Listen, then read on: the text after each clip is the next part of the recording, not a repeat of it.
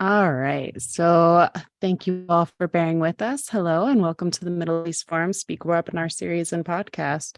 I'm Stacy Roman, and I will be moderating this discussion today. We are pleased to have Soeren Kern, a writing fellow here at the Middle East Forum, and a Spain-based security analyst, join us to discuss Europe's alarming new migrant crisis. Mr. Kern will be speaking for 15 minutes and open it up for questions. Should you wish to ask a question, please use the Q&A box located at the bottom of your screen to type your question. And with that, I'll turn the discussion over to Mr. Soeren Kern. All right, thank you very much for inviting me. As you probably know, the migration crisis in Europe is back to historic levels. Last year, there were over 300,000 migrants coming, and this year, we're almost already at that point. There are a number of different factors that are in this. Basically, what we're talking about is Arabs, Afghans, Iraqis, Pakistanis, North Africans, Sub-Saharan Africans, talking about mostly males in their 20s. There's possibly 700,000 migrants in Libya who are ready or prepared to cross over the Mediterranean Sea to Europe. With the chaos in Sudan, there's another 800,000 to 1 million, according to the UN. And a UN official just recently said that he believes that there were 20 million migrants, many of them Muslims, at the doorstep, waiting at the doorstep of Europe. I think there are a number of factors for this. First of all, we had a very mild winter in Europe, Mediterranean, and it's the summer there now, so there's normally an uptick in these things. There's also economic chaos in Tunisia. Again, like I said, Libya and Sudan have problems. I'll go over those in just a minute. And third, with the rise of social media and internet across the off the sub-Saharan Africa, a lot of people see the standard of living in Europe and in the West in general, and they feel hopeless in their own countries. And I think that's a very big a factor driving a lot of these people. Many, if not most of these people who are trying to come over to Europe are searching for economic opportunity, not escaping military conflict. This whole thing is being really fomented by smugglers and by NGOs who are picking people out of the water. Of course, it's a humanitarian thing. Basically, it's what's called a pull effect. Migrants see that if they try to make this dangerous crossing of the Mediterranean Sea,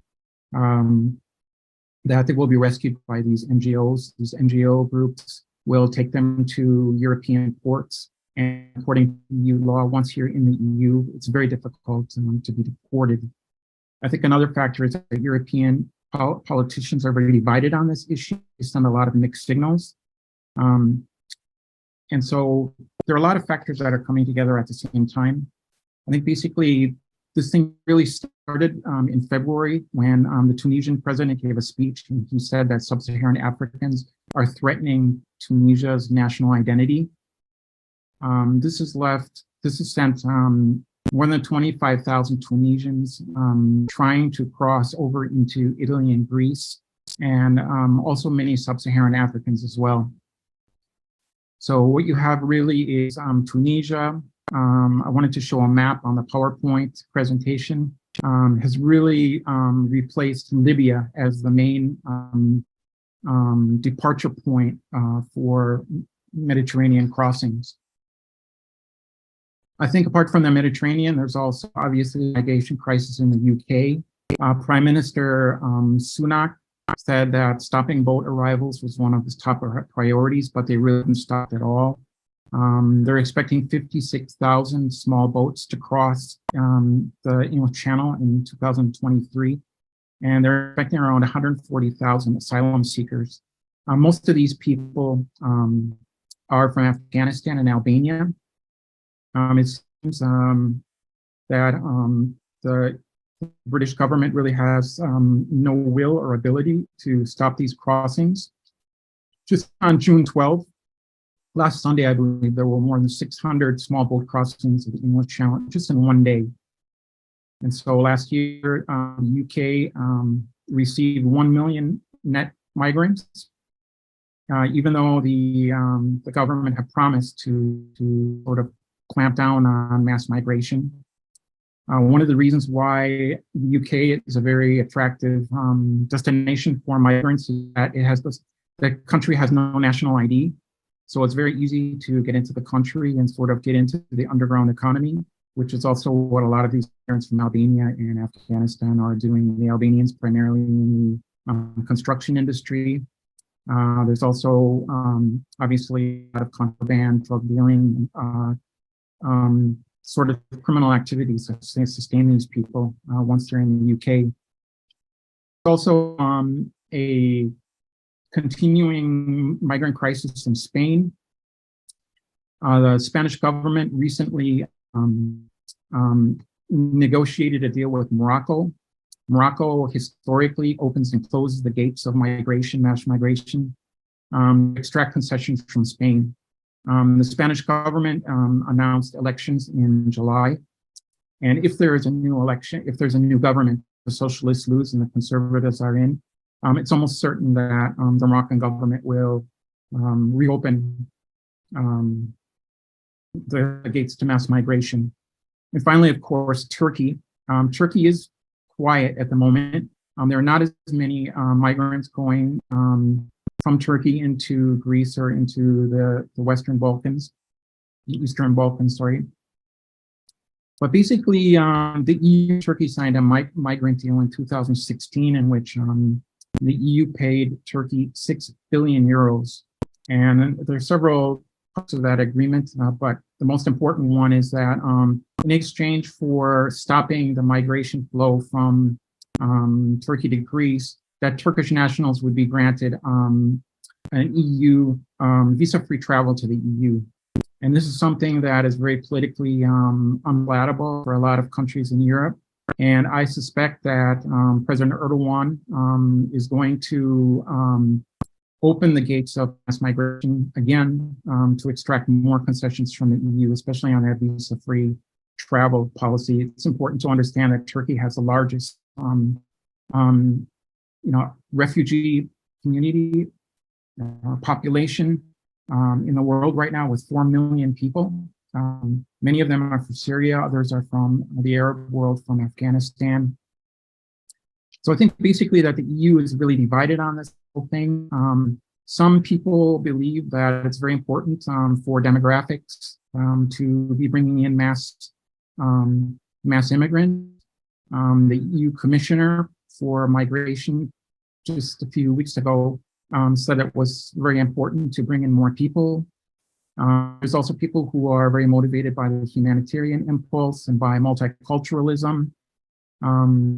According to the EU law, it's very difficult to deport migrants once they enter EU territory. So just a few weeks ago, there was an EU agreement. Apparently all or many EU states came to a historic agreement that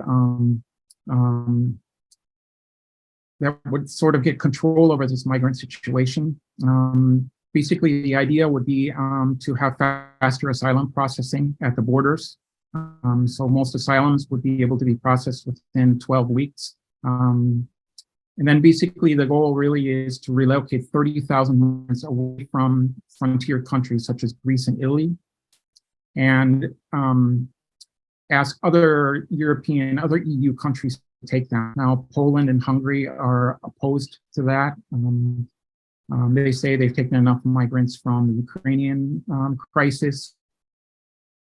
So the EU sort of came to a compromise agreement that if the countries like Poland and Hungary do not want to take in 30,000 migrants each year, that they would have to pay 20,000 euros per migrant that they don't accept. So basically, this is something that has to go through the European Parliament. It won't really reach the Parliament until February 2024. And it's very, very unlikely that this is going to be approved by the parliament because they want to force countries like Poland and Hungary to take the migrants and not to pay.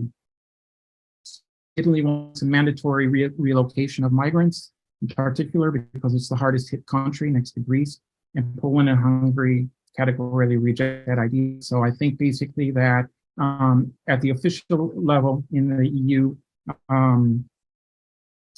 there's really no common position on how to deal with this thing. I think right now there's two main approaches, and that's essentially to bribe foreign governments. So they gave Turkey 6 billion euros. Libya has received 700 million euros from the EU. Tunisia has received, or there were promises that it will receive 1 billion euros, according to EU officials that just visited Tunisia a few years ago. So apart from that, there has been greater border enforcement. There's an agency called Frontex, and their navies, they have been patrolling the seas much more vigorously than before. And there's also the establishment of a lot of physical borders. There's border walls and fences being built in Bulgaria, Estonia, Finland, France, Greece, Poland, Spain. So a lot of individual nation states are trying to take matters into their own hands because the EU as a collective bloc has been unable to do so. Basically, there's so much migration coming through that even these borders and the increased naval presence in the Mediterranean Sea are unable to stop the magnitude of the movements of people. So basically, why does this matter? I think that migration to Europe is qualitatively different from immigration to the United States. There's a longstanding debate whether Latin America forms part of the Western world. I know that there are a lot of Chinese and Asian and Arab migrants who are making it through the southern border of the United States. But basically, in general, most of the Latin Americans that are coming into the United States come from a Roman Catholic, sort of a Christian background, worldview. And what we have here in Europe is a mass migration of people who come from an Islamic worldview, an Eastern worldview that really clashes Christianity with the Judeo-Christian foundations in many ways. So what we're really seeing is we're witnessing an ongoing, non-reversible transformation of Europe from really a Judeo-Christian foundation to where Islam is normalized at a very rapid scale. Now, a lot of these immigrants that are coming over are unable to read or write in their own languages. Basically, it's very difficult for them to learn a language like German or other, European, some of the more complicated European languages. And I think that there's a lot of frustration and anger. And this really drives people into Islamism. There are many Salafist groups and Islamist groups who are really preying on the frustration of these young people who come over and they can't get integrated. They, in cases, want to be integrated. And of course, there's the whole problem of crime. Crime across Europe is really at historic levels, particularly in places like Germany, where it's taking in very large numbers of migrants. So what we have really is sexual crimes. We have a lot of homicide, just really a noticeable decline or decrease in the security situation in Europe.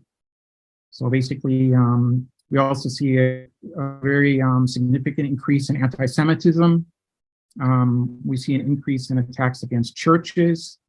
And the media, by and large, have been very silent about this issue. Many are afraid of being accused of Islamophobia.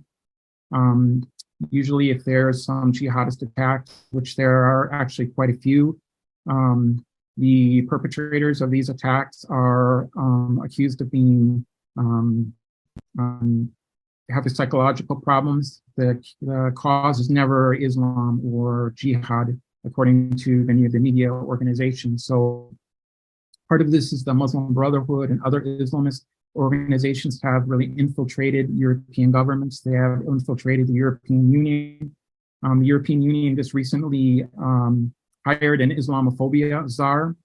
And this person, this job description is essentially written by the Muslim Brotherhood. So they exert a tremendous amount of influence on the media landscape here in Europe, to make it very difficult to criticize Islam, to criticize Islamization, to criticize mass migration. And I don't see that is really going to be changing anytime soon. We have basically jihad attacks in Europe are down from a few years ago. That's mainly because of ISIS, the demise of ISIS, and improved counterterrorism. But attacks still occur almost daily. It's also true that European counterterrorism police have done an incredible job of thwarting a lot of Islamist cells. There were 27, just here in Spain, there were 27 raids last year of Islamist cells. And I'm sure that in France and Germany and Belgium and other Northern European countries, the infiltration of cells, counterterrorism police has really been very successional. I think basically when you see what's going on here, you see that the populist parties, sometimes they're called civilizationist parties, are on the rise. This week, it emerged that the Alternative for Germany, the main populist party in Germany, is now the second largest party in Germany. It's overtaken the Social Democrats in the polls. Here in Spain, the Vox political party, the Conservative Party, is at 15% of the population of the populace now. We have a populist party, the Sweden Democrats, in government in Sweden. We also have, obviously, in Portugal. And the problem really is a lot of these civilizationalist parties have they've lost credibility because of their closeness to Vladimir Putin and their support for the Russian invasion of Ukraine. That is sadly the case with the party in Germany, the AfD, and in France. Other parties, such as the Vox party here in Spain, have absolutely no connections whatsoever with Russia. But basically, the real problem is that these parties do not have enough votes to be able to get into power. So in any case, they will have to be in coalition governments with mainstream parties that are not willing to clamp down on mass migration. In the best case example, here in Spain, if the conservatives get into power and the Vox party is in a coalition, that there will be increased police presence, increased security. The government will try to make the streets more safe. But I don't really see that a mainstream Spanish party would crack down on mass migration to the country. And so the conclusion that I make is that this is really an irreversible trend. Europe is changing forever and permanently.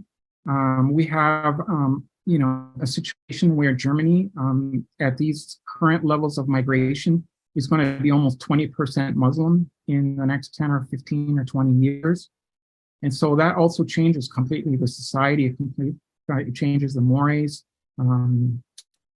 It changes the presence of laws such as Sharia law that really is running in parallel to the liberal democratic order in Europe. So I really sadly see that this is a trend that has been going on for decades, but it's really being fueled again this year. Possibly 300 to 500,000 migrants coming into Europe this year alone. And so there's no political will really to push back on this, to stop it. So I think that, it's a very sad prognosis for the future of Europe and for, the future of sort of Judeo-Christian culture on this continent. So I'll sort of just leave it at that and take some questions if there are any. All right, thank you so much. So the first question is from Sam Koplowicz. So sorry, butchered that name. What has caused the outflow of migrants from Albania? Well, in particular, Albania is it's a primarily Muslim country. It's one of the poorest countries in the EU, in Europe. And so Albanian migrants see job opportunities, economic opportunities primarily in many different European countries. I think it's economics that's primarily driving this. The problem is that there's a very large criminal underworld in Albania, and a lot of these gangs are setting up shop in European countries, particularly here in Spain. There are large Albanian gangs robbing banks and robbing jewelry stores, and sort of very sophisticated robberies of mansions and of homes of very wealthy and famous people. In the UK, it's also drug dealing. So primarily what it is in the case of Albania, it's economic opportunity. Thank you. You mentioned without the media reporting due to the fear of being accused of Islamophobia. What exactly is bringing these issues to light to the general public? Is it just an unspoken feeling, or are they getting the information somehow? Well, there are a lot of blogs that are taking, the role of doing the job that the media doesn't want to do. These populist parties in Europe are also, keeping this issue very much in the spotlight. Of course, the mainstream media, many of which in Europe are subsidized by the state, subsidized by the government, are very reluctant to go against the line of the official line of the government.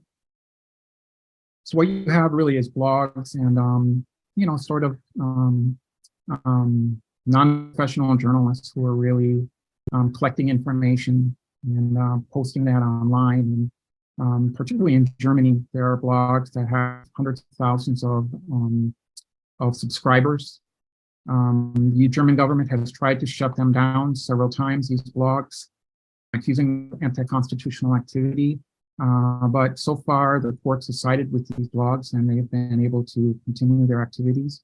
But time goes on, I see that, particularly as I mentioned earlier, as the Muslim Brotherhood and Islamist groups exert ever more influence on European governments, media establishments, it's going to be increasingly difficult to raise the issue of Islam and mass migration in the continent here.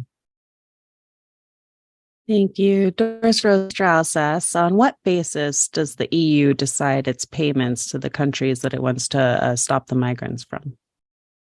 Yeah, basically the EU is not exactly a democratic organization. It's essentially run mainly by France and Germany. They're the ones who call the shots. And so there is definitely not any unity on how to deal with this migrant crisis. As I mentioned, Poland and Hungary in particular are opposed to this. Germany is trying to ram it through, but Italy, every single country has its own sort of national interests. And since the EU is not really a government, so to speak, but more of a,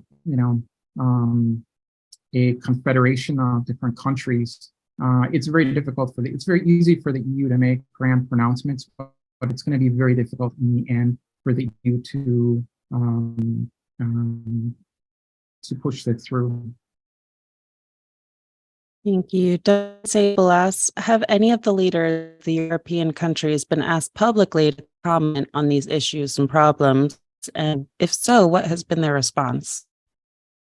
Yeah, that's a really good question. Basically, this sort of topic is off limits, apart from the populist parties.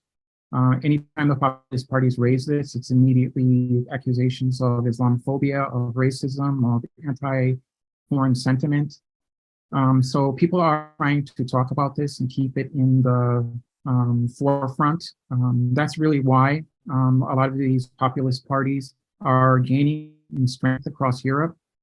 But there is certainly a stigma associated with being part of a populist party, because there is a lot of the way that these parties are portrayed in the media is very dishonest. For example, the party here in Spain, the Vox Party, is just a constitutionalist party.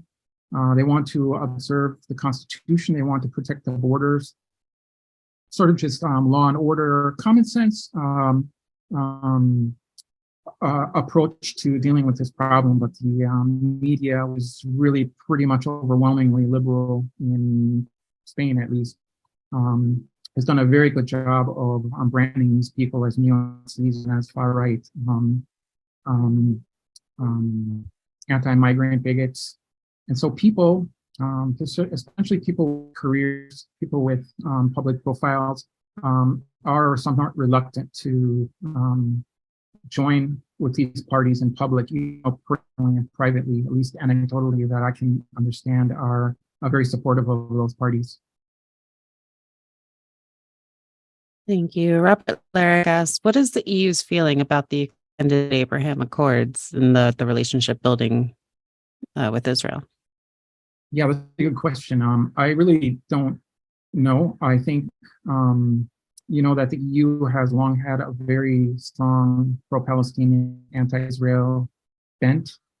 I think that there was a lot of astonishment that somebody like President Trump could bring something to fruition, something that has eluded all these professional diplomats for so many years.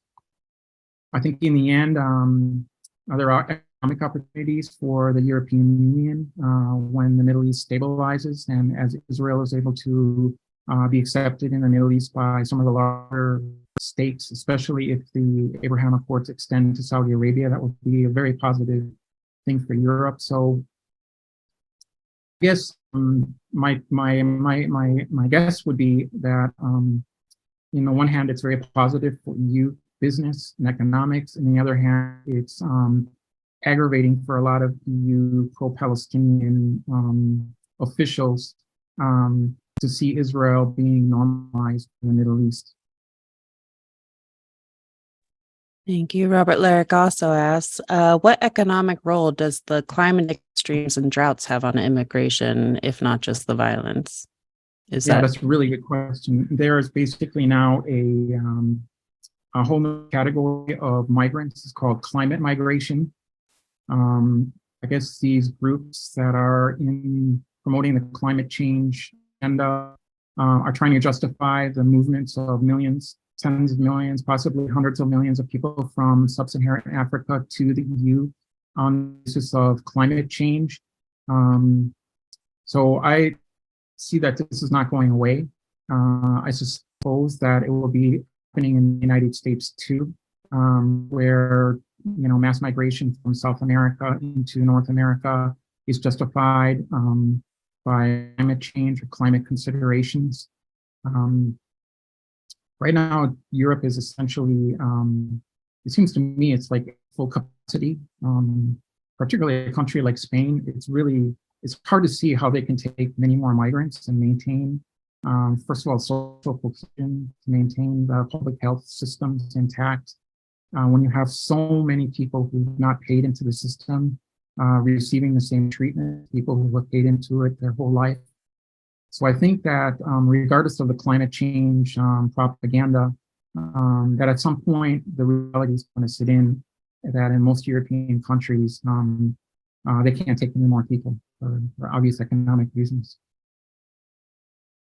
Thank you so much. And to sum this all up, you gave us a pretty dark outlook there. What can be done to change this, or is it really just too late? Yeah, in my mind, it's too late. It would really need a political will on the part of all EU members, which is not going to happen, to definitively crack down on this project. It would also require mass economic support to Africa, particularly sub-Saharan Africa, because ultimately what's driving this is economic opportunity in the West. As I mentioned earlier, a lot of these people have internet and cell phone, and they see the quality of life best, and they want to be part of that. And so they're willing to die on these migrant crossings, these very dangerous Mediterranean crossings, because essentially they have no hope in the countries where they are. And so unless there's really like a Marshall Plan on a massive, massive scale for Africa, even the Middle East for that matter, countries like Afghanistan, this is really unstoppable. All right. Well, sorry to end on a bad note there, but unfortunately, we've come to the close of our webinar. Thank you, Mr. Kern, for joining us today. For our viewers, please be on the lookout for our weekly webinar offerings email coming out over the weekend. Thank you all for joining us, and I hope you have a wonderful day.